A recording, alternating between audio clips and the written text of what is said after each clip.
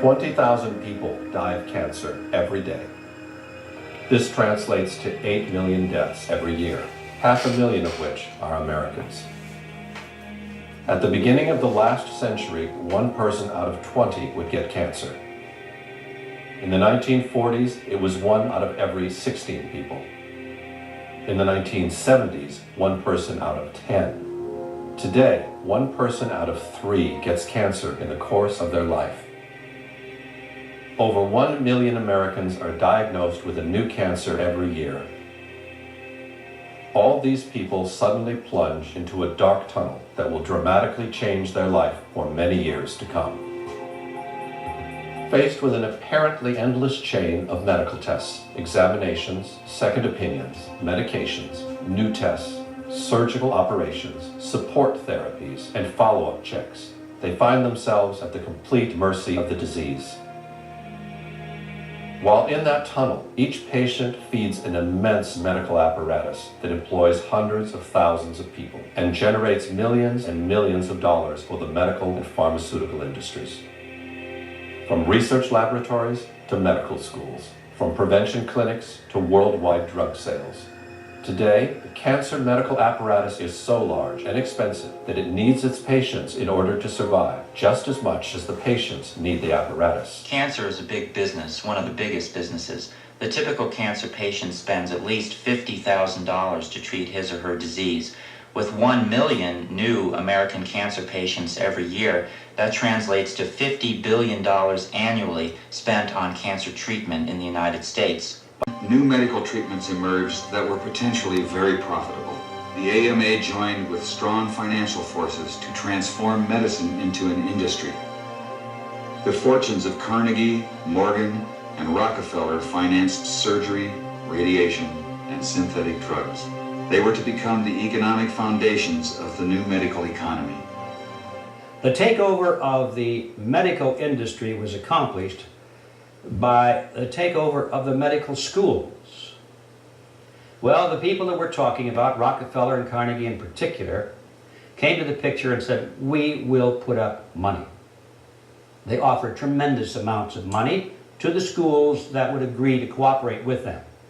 The donors said to the schools, we're giving you all this money. Now, would it be too much to ask if we could put some of our people on your board of directors to see that our money is being spent wisely? Almost overnight, all of the major universities received large grants from these sources and also accepted 1, 2, or 3 of these people that I mentioned on their board of directors, and the schools literally were taken over by the financial interests that put up the money.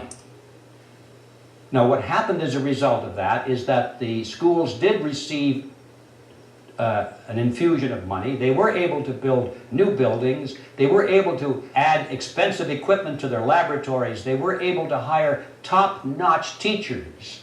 But at the same time as doing that, they skewed the whole thing in the direction of pharmaceutical drugs. That was the efficiency in philanthropy. The doctors from that point forward in history would be taught pharmaceutical drugs. All of the great teaching institutions in America were captured by the pharmaceutical interests in this fashion. And it's amazing how little money it really took to do it. Surgery became viable with anesthesia and infection control, and doctors advocated expensive, radical operations. These in turn produced the need for a large, lucrative hospital system. Radium fever swept medicine. The price of radium rose 1,000% almost overnight. Another costly technological industry entered the hospital system. A drug industry grew out of the booming patent medicine business. The doctors changed educational standards and licensing regulations to exclude the empirics. Soon, only AMA-approved doctors could legally practice medicine. In a brief 20 years, the AMA came to dominate medical practice. Organized Medicine launched a media campaign to associate the empirics with quacks. The code word for competition was quackery. So now, the average doctor goes through school, he gets a great education, he has to be really smart to get through it, He learns all about drugs. He doesn't know too much about basic nutrition. I found that the average wife of these physicians knows more about nutrition than he does, but they sure know their drugs. And if you go to your typical doctor today, I don't care what it is, chances are you're going to walk out of there with a prescription. Why? Because that's what he has been trained to do. The companies that make up the pharmaceutical industry are among the largest corporations in the world. Together, these businesses have come to be known as Big Pharma. In 2004, their combined global sales were over $500 billion, with Pfizer and Johnson & Johnson leading the pack. In the U.S., the core of Big Pharma's immense profits is from sales of prescription medication.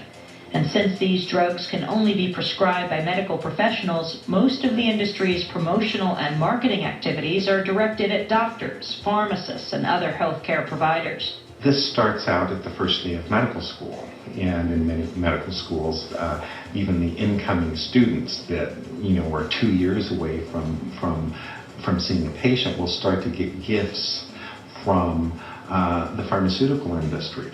And as these students get farther along in their medical education, the interactions and the gifts escalate to free lunches, to dinners. Champagne, brunches, happy hours, New York jet tickets.